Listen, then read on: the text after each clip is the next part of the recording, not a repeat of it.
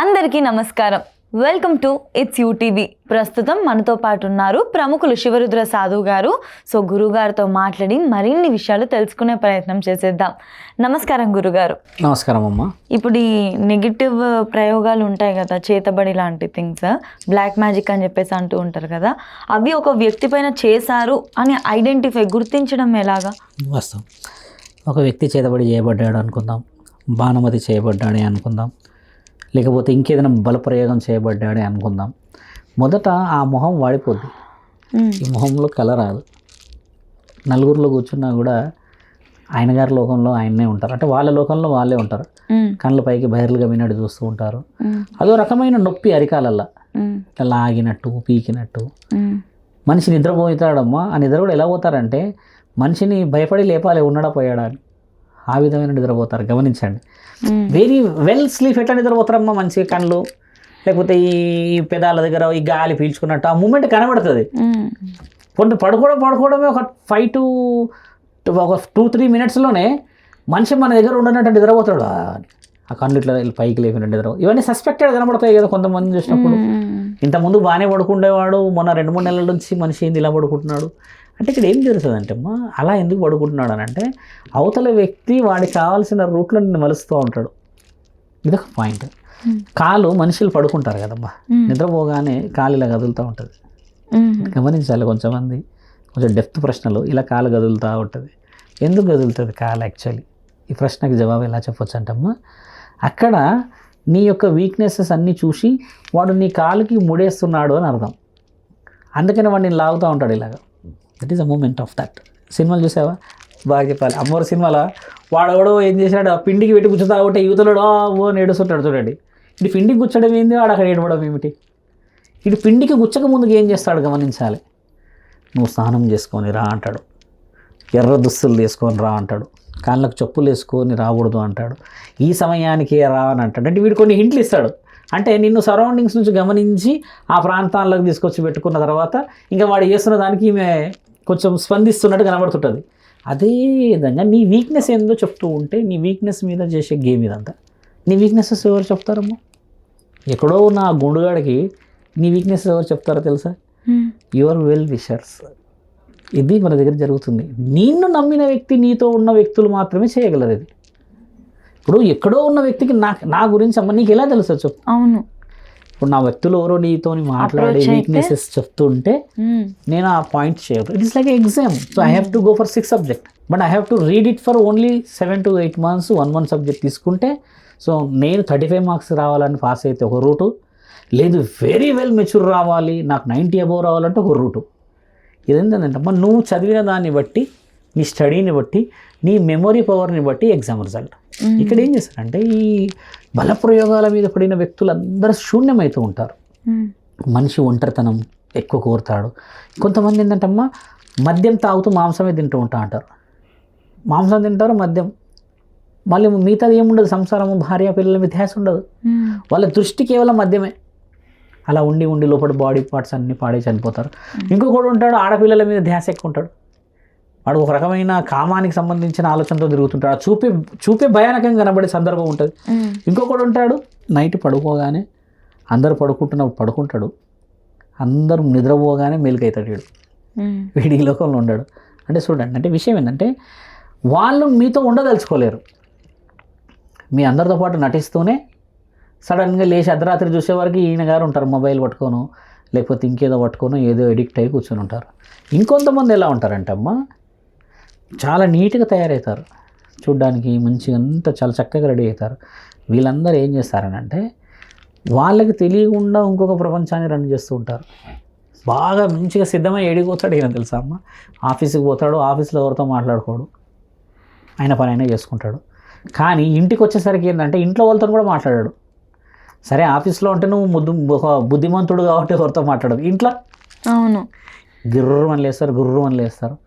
ఇదంతా బలప్రయోగం. ఎందుకంటే వాళ్ళని డిస్టర్బ్ చేస్తున్నట్టు ఎక్కువ ఫీల్ అవుతూ ఉంటారమ్మా. తల్లిదండ్రులు వచ్చి తిన్నామన్నా అన్నట్టు డిస్టర్బ్ ఫీల్ అవుతామా అమ్మ? మనం ఫీల్ కాకూడదు. అలా హెవీగా ఎందుకు ఫీల్ అవుతున్నారంటే వాళ్ళ మీద ప్రయోగం జరిగిందని కాదు, వాళ్ళని ఎవరో మానిటర్ చేస్తున్నారు అని అర్థం. అంటే బయట ఇంటి వ్యక్తి కాకుండా ఇంకొక వ్యక్తి మానిటర్ చేస్తాడు, ఐదర్ గర్ల్ ఫ్రెండో లేకపోతే ఈయనకి ఇంకేదైనా సంబంధమో లేకపోతే ఇంకా ఫ్రెండో ఎవరో మానిటర్ చేస్తున్నప్పుడు వాళ్ళ ప్రపంచంలో ఉంటారు, వాళ్ళు మన ప్రపంచంలోకి రారు. ఇలా కొన్ని బలంగా జరగడం చేత ఏమవుతుందంటే అమ్మ ఇలా కనిపెట్టచ్చు అంటే గుడికి రానంటారు, కానీ ఆయన ఒక్కడే పోతా అంటాడు. మళ్ళీ నలుగురితో పాటు కూర్చొని తినరు, ఒక్కడు కూర్చొని తినమంటే తింటాడు. అది కూడా గంటలు తింటారు అని 4 ఇలా పైకి పెట్టి ఇటు చూసుకుంటూ తింటూ ఉంటారు. ఒక రుచికరమైన భోజనము, ఒక శుచికరమైన వాతావరణాన్ని క్రియేట్ చేయరు.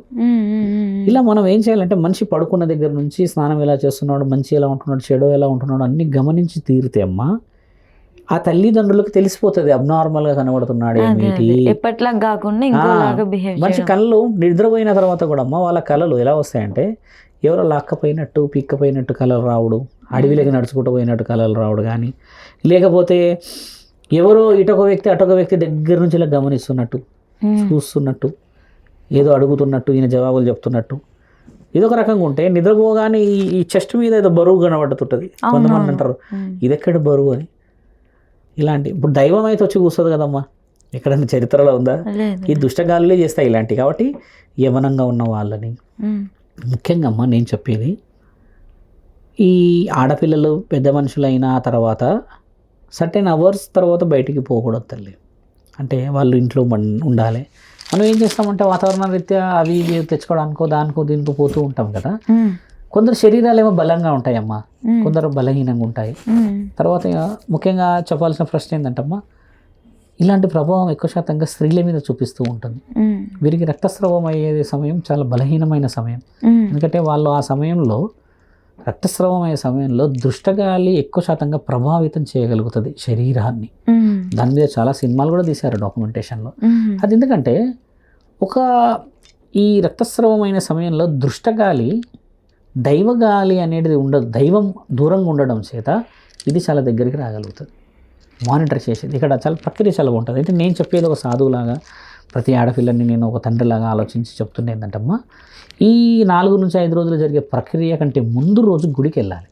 మనకు డే వస్తుంది కదా, గుర్తుంటుంది ఆడవాళ్ళు కదా, ముందుకు వెళ్ళామ్మా అక్కడ నుంచి గుడిలో నుంచి కొంచెం ఆ పురోహితులను అడిగి బొట్టు లేదా హోమం జరుగుతాయి, హోమంలో ఉన్న బూడిద ఇవన్నీ తెచ్చుకొని ఏం చేయాలంటమ్మా, మనం ఇంటి దగ్గర కడపకు వేసుకోవాలి.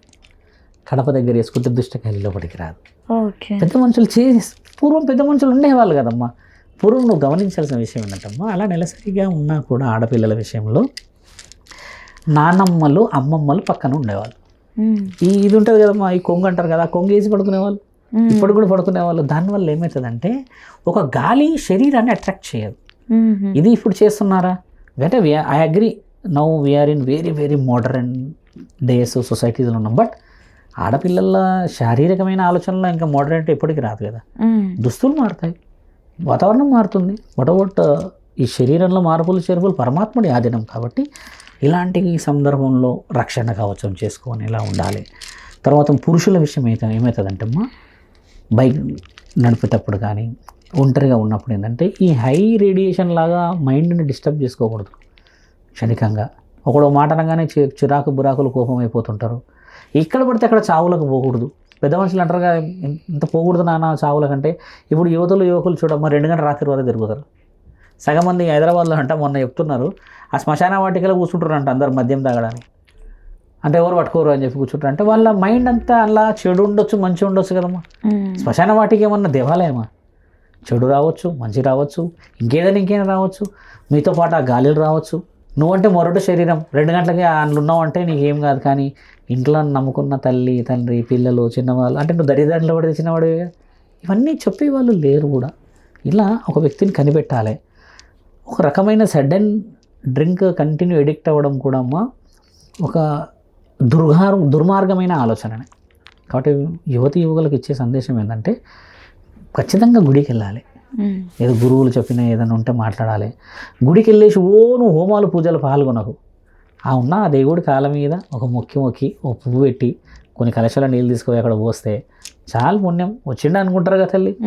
గుడి కంటే ఇక 108 చుట్లు తిరగాల, అది లేదు. ఓ పూలదండ తీసుకుపో, ఒక కొబ్బరికాయ కొట్టు, చాలా అదే చాలు. మంచిగా మనలో ఒక పాజిటివ్ ఎనర్జీని రీఫిల్ చేసుకునే లాగా ఉంటుంది. అవి రీఫిల్ చేసుకోకపోవడం వల్ల చూడమ్మా, నువ్వు వీక్ ఉండేసరికి నీ మీద అందరు నాట్యం చేస్తారు. అవతల వ్యక్తి కూడా నువ్వు బలహీనంగా ఉండడమే కావాలి. ఈ దుష్టగాలన్నీ ఎప్పుడూ దూరం అయితే నేను ఎదురు చూస్తున్నా. ఎందుకంటే సొసైటీ చాలా చాలా ఇబ్బందుల్లో ఉంది.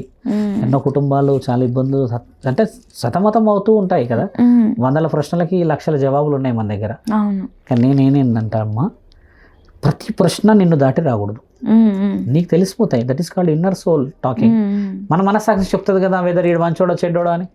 అలాంటి వ్యక్తుల్ని మనం కనిపెట్టుకొని ధైర్యంగా ముందుకు పోతేనే దేవుడు నీతో పాటు వస్తాడు. ఖచ్చితంగా అది విషయం అమ్మా. ఖచ్చితంగా ప్రతి ఒక్కరు కూడా దీన్ని ఏదో మూఢనమ్మకం లాగా భావించకుండా సింపుల్గా సైంటిఫిక్గానే పాజిటివ్ ఎనర్జీ నెగిటివ్ ఎనర్జీ అనేది ప్రతి ఒక్కరు నమ్ముతారు కదా, దాన్ని ఆ విధంగానైనా కన్సిడర్ చేసుకొని అప్పుడప్పుడు గుడికి వెళ్ళడమో మెడిటేట్ చేయడమో పాజిటివ్ ఎనర్జీని మనలో రీఫిల్ చేసుకుంటూ ఇలాంటివి కొన్ని జాగ్రత్తలు తీసుకుంటే అట్లీస్ట్ మనం నమ్మకపోయినా మన ఫ్యామిలీ మెంబర్స్ కుటుంబ సభ్యుల వరకైనా ఇలాంటివి రాకుండా ఉంటాయి. డెఫినెట్లీ గురుగారు, ఖచ్చితంగా ధన్యవాదాలు. నమస్కారం.